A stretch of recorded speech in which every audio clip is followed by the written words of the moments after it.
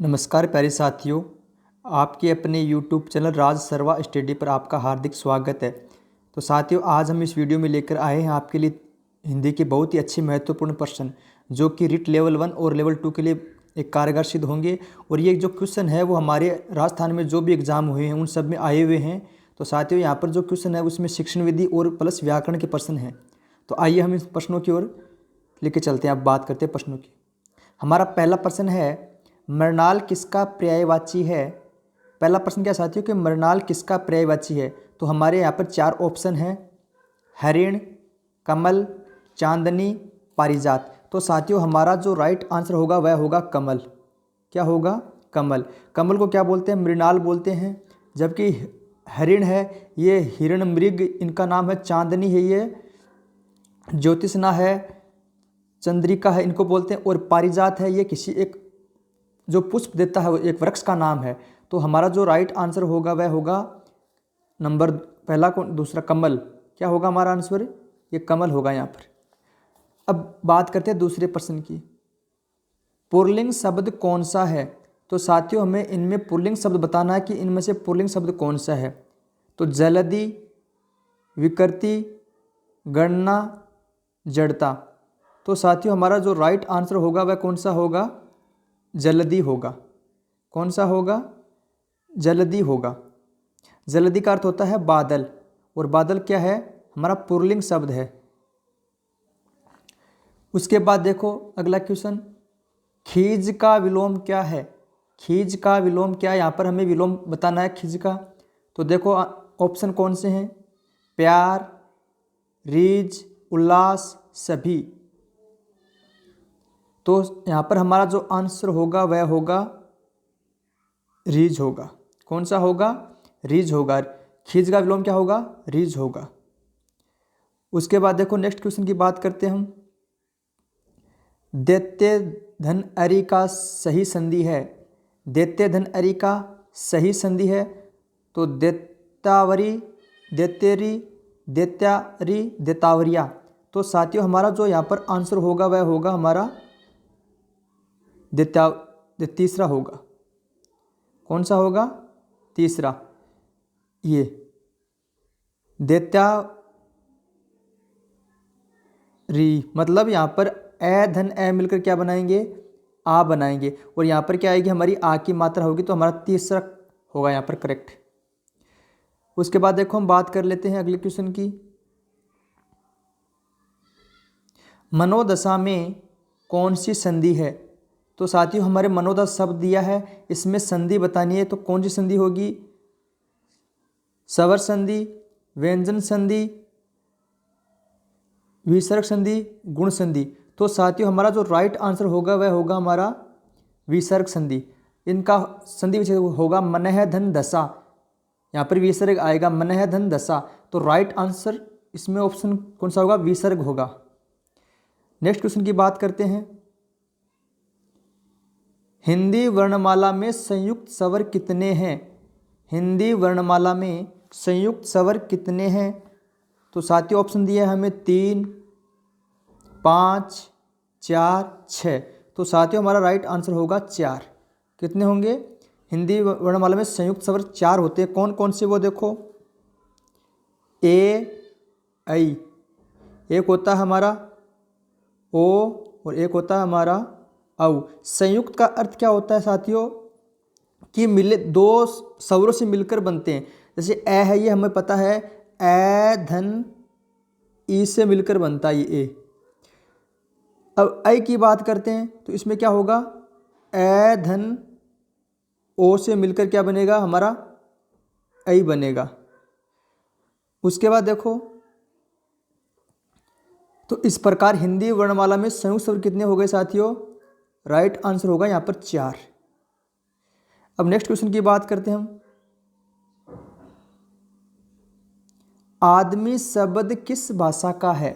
आदमी शब्द किस भाषा का है। तो देखो, फारसी, संस्कृत, अरबी, तुर्की। तो साथियों, यहाँ पर जो हमारा राइट आंसर होगा वह होगा अरबी। आदमी शब्द है ये किस भाषा का है। तो ये होगा हमारा अरबी भाषा का। किसका होगा? अरबी भाषा का शब्द होगा। नेक्स्ट क्वेश्चन देखो, संतोष शब्द में कौन सा उपसर्ग है? हमें संतोष में उपसर्ग बताना है साथियों। तो देखो ऑप्शन कौन से हैं, सु है, सम है, सन है, स है। तो हमारा यहाँ पर राइट आंसर होगा वह होगा सम। क्या होगा? सम धन तोष।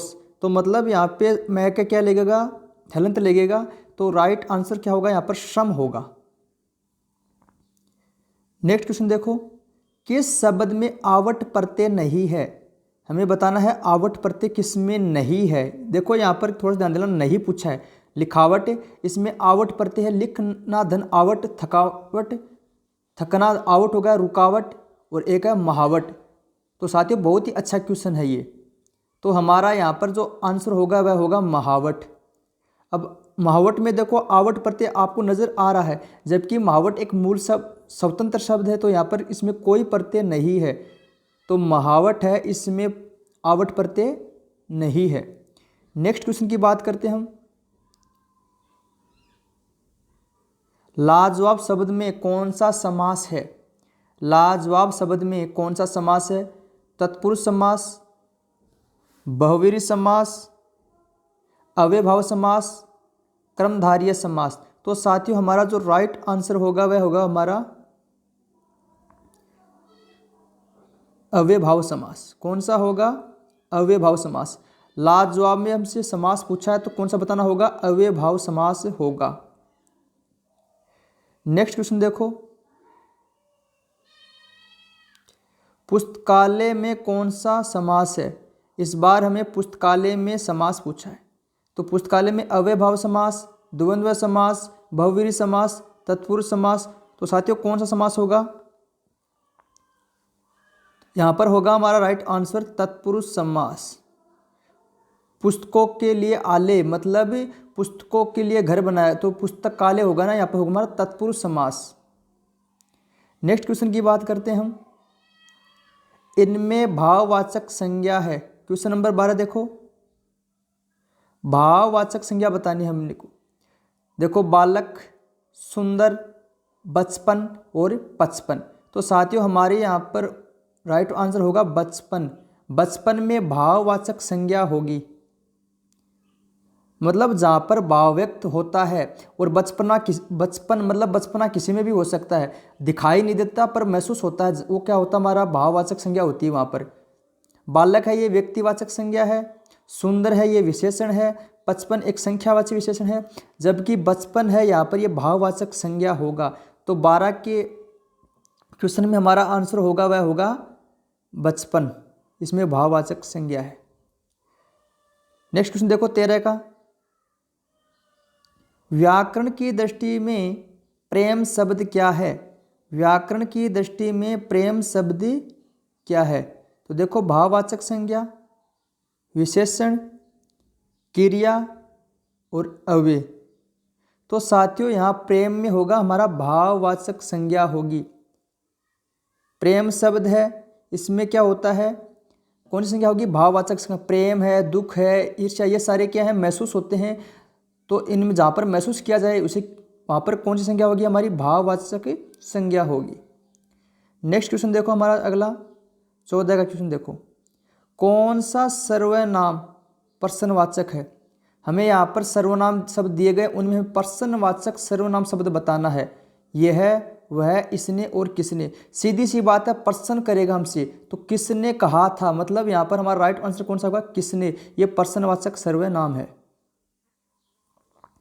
नेक्स्ट प्रश्न देखो साथियों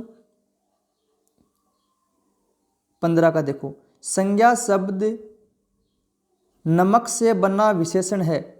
तो यहाँ पर हमें संज्ञा शब्द दिया है नमक।